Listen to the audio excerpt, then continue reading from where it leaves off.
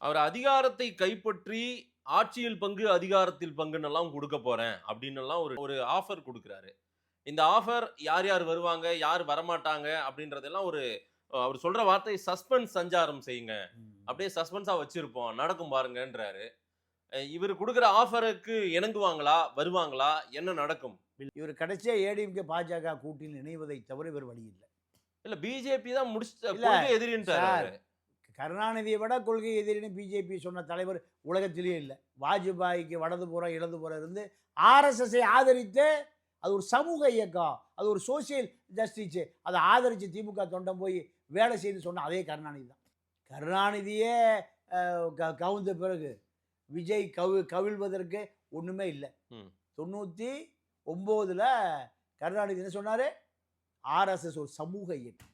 ஆர்எஸ்எஸ்ஸை ஒழிப்பதுதான் என்னுடைய வேலை என்பதான் பெரியாரிடம் கற்றுக்கொண்டது. இந்த கருணாநிதியே கவிழ்ந்து போன போது இந்த விஜய் அவங்க அரசியலே தெரியாது. ஒண்ணுமே இல்லையே.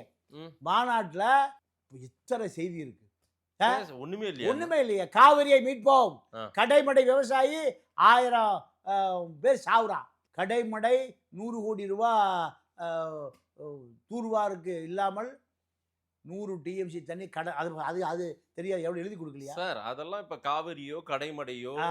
முல்லை பெரியாறோ எல்லாத்தையும் அந்தந்த ஊருக்கே போய் பேச போறாரு சார். அடுத்த பயணம் ஆமா. அதான்றாரு. நீங்க அடுத்த வருஷம் கேட்டீங்கன்னா அடுத்த வருஷம் போய் பேசுவாரு.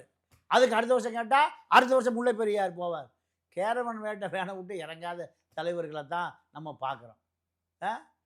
எத்தனை சல்சாப்பு சொன்னாலும் விஜய அரசியல் தலைவனாக ஓட்டு விழுகும்.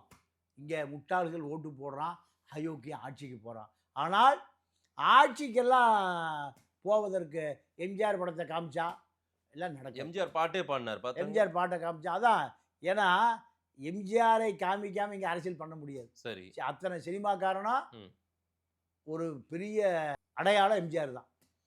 ஆனால் எம்ஜிஆர் தொண்டன் பூராம எம்ஜிஆர் கட்சியில் தான் இருப்பான். எம்ஜிஆர் உருவாக்கின கட்சி ரெட்டை இலை இருக்கு.